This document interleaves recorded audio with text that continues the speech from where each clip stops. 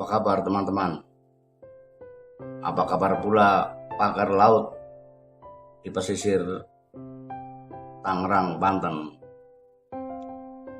Kemarin sejumlah aktivis anti korupsi dari PP Muhammadiyah, termasuk mantan Ketua KPK Abraham Samad, telah melaporkan adanya dugaan korupsi di balik pagar laut itu, terutama terkait dengan penerbitan ratusan sertifikat hak guna bangunan atau HGB oleh Kementerian ATR BPN,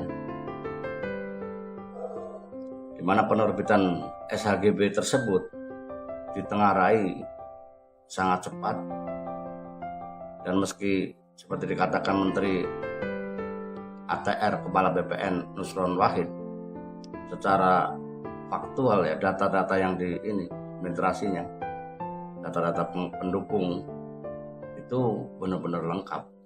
Namun belakangan kemudian muncul bahwa bagaimana proses lahirnya sertifikat itu terkait dokumen-dokumen pendukungnya itu benar-benar membuat miris. Ada seorang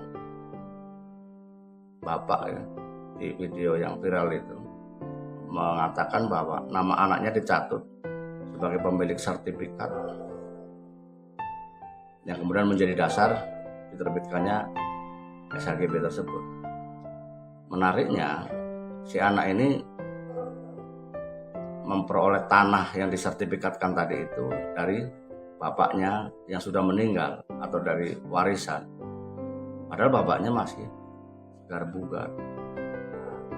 Pasti ada pemalsuan identitas, pemalsuan dokumen yang begitu sistematis dan kejam. Bagaimana orang yang masih hidup disebut sudah meninggal, itu sangat kejam.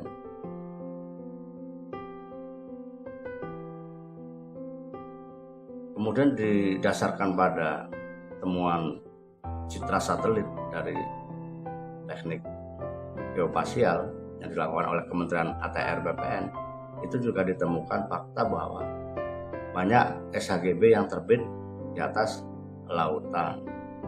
Pada saat berdebat dengan Kepala Desa Kokot Arsin, Menteri Nusron Wahid itu juga mengungkapkan bahwa objek tanah yang menjadi dasar penerbitan HGB itu sudah tidak ada. Jikapun dulu memang benar tambak seperti dikatakan Arsin dan komplotannya, faktanya sekarang sudah tidak ada, dan itu disebut sebagai tanah bubrah atau sudah tidak ada jejaknya, sehingga semua surat, semua dokumen di atasnya juga tidak berlaku. Atas dasar itu kemudian Kementerian ATR BPN membatalkan 50 SHGB. Persoalannya begini teman-teman, terkait laporan Abraham Samad dan yang lain ke KPK, ada juga laporan ke Kejaksaan Agung dan Bareskrim Polri, itu kita mengapresiasi. Persoalannya adalah kita khawatir hal itu justru dijadikan legitimasi. Misalkan begini, dari instansi-instansi penegak hukum itu kemudian keluar pernyataan bahwa setelah dilakukan full bucket pengumpulan barang bukti dan keterangan di lapangan, disebutkan bahwa tidak ada indikasi atau dugaan korupsi. Sebagian penerbitan SHGB itu memang bermasalah dan sudah dibatalkan. Pejabat-pejabat yang bersangkutan juga sudah diberi sanksi. Nah, itu kemudian jadi alat legitimasi untuk SHGB sisanya. Itu yang kita khawatirkan.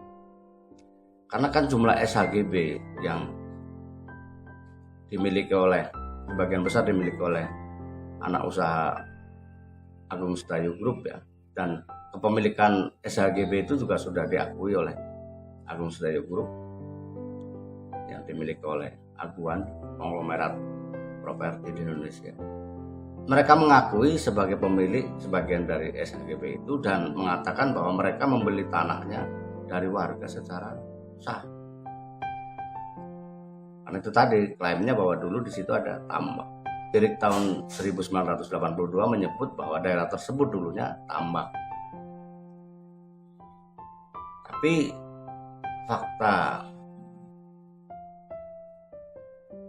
citra satelit tidak bisa dibohongi bahwa dari dulu daerah situ memang lautan. Nah, dengan sudah dibatalkannya 50 ini, jangan sampai menjadi legitimasi bahwa sisanya itu tidak bermasalah. Ini kacau nanti jadinya. Apalagi kemudian pembongkaran pagar laut sepanjang 30,16 km ya, itu baru 18 km lebih lah. Kita mengapresiasi langkah yang dilakukan oleh TNI Angkatan Laut, khususnya Lantamal 3 Jakarta, yang sudah begitu heroik, kalau saya bahasanya sudah heroik, karena di tengah pro kontra berani kemudian membongkar pagar laut itu dengan bantuan masyarakat dan nelayan setempat. Kemudian pihak kepolisian juga belakangan ikut masuk untuk membantu pembongkaran. Namun sudah 4 hari ini ya, terhitung sudah 4 hari ini pembongkaran pagar laut dihentikan karena cuaca. Memang dalam 4 hari ini cuaca di Jakarta dan sekitarnya itu luar biasa. Curah hujan sangat tinggi dan terjadi banjir di mana-mana juga. Artinya memang kondisi alam yang tidak memungkinkan untuk meneruskan, karena kan gelombang tinggi dan itu membahayakan keselamatan mereka yang melakukan pembongkaran.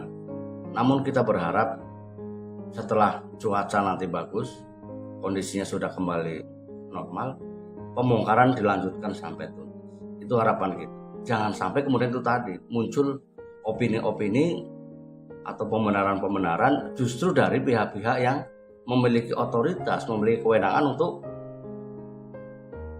menyampaikan hal yang sebenar-sebenarnya. Jangan lupa saat ini banyak betul narasi, banyak betul opini kontra ya, yang menyebutkan bahwa pemagaran itu sesuai dengan keinginan masyarakat, atau bahkan seperti dikatakan Abu Janda itu dengan berbagai videonya, pagar laut itu hasil swadaya masyarakat, dibangun secara bertahap dan sebagainya. Itu benar-benar narasi yang ya sebagai narasi kontra yang memang harus begitu, kita menyadari juga. Akibatnya kan terjadi perang opini kan antara yang pro pembongkaran pagar laut itu dengan yang kontra, yang mengatakan atau mengklaim bahwa di situ dulunya memang daratan, dulunya tanah warga, kemudian pembuatan pagar bambu itu kemudian hasil swadaya masyarakat dan sebagainya. Perang opini, dan negeri kita itu identik dengan tagline no viral, no justice. Artinya dari perang opini ini kemudian mungkin saja pihak-pihak yang bersangkutan ya menggunakannya sebagai dasar juga nantinya untuk mengambil keputusan.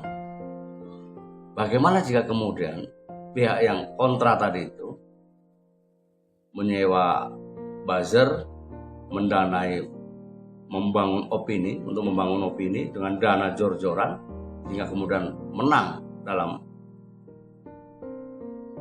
perebutan ruang di media sosial, kan bahaya betul. Kita berharap pihak-pihak yang memiliki otoritas untuk meluruskan sesuai fakta yang sebenarnya memiliki keberanian. Kita tidak ingin dugaan-dugaan bahwa mereka sudah terkooptase, sudah makan uang dan sebagainya itu menjadi benar gitu. Kita tidak ingin itu benar gitu. Semoga itu hanya opini liar, semoga itu hanya asumsi yang tidak berdasar.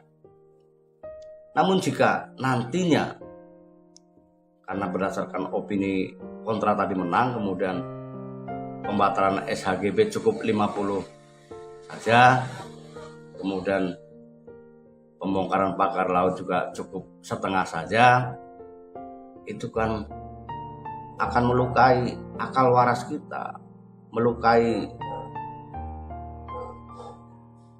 akal kebenaran.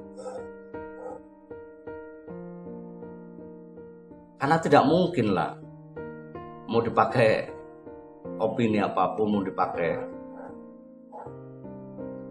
alasan apapun, pagar itu dibangun oleh nelayan itu nggak mungkin. Kenapa ya? Karena pagar itu menghalangi aktivitas nelayan gitu. Ini kan logika paling dasar untuk melihat sebuah masalah, sebuah kasus.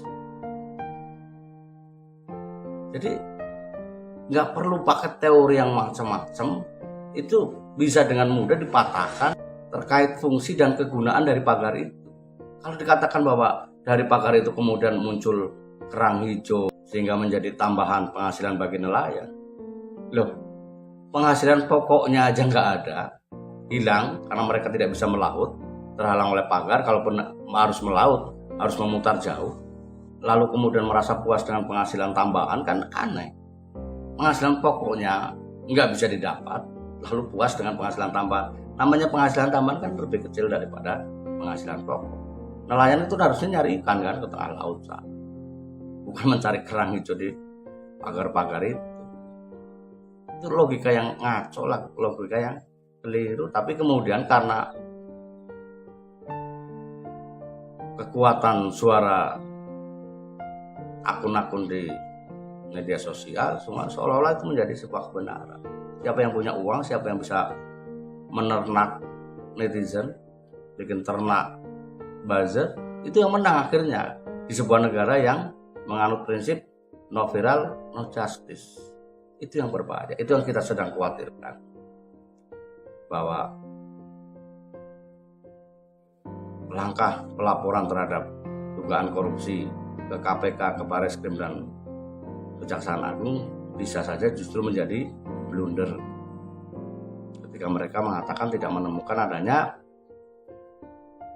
alat bukti, tidak ada menemukan keterangan saksi dan sebagainya yang menyatakan bahwa di situ ada dugaan korupsi.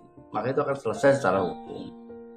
Kemudian pembatalan 50 SHGP oleh Kementerian ATR, jangan sampai itu dijadikan alas untuk membenarkan yang sisanya. Demikian teman-teman, terima kasih. Sampai berjumpa lagi di isu-isu lain yang lebih panas. Jangan lupa komen, like, subscribe jika berkenan. Terima kasih.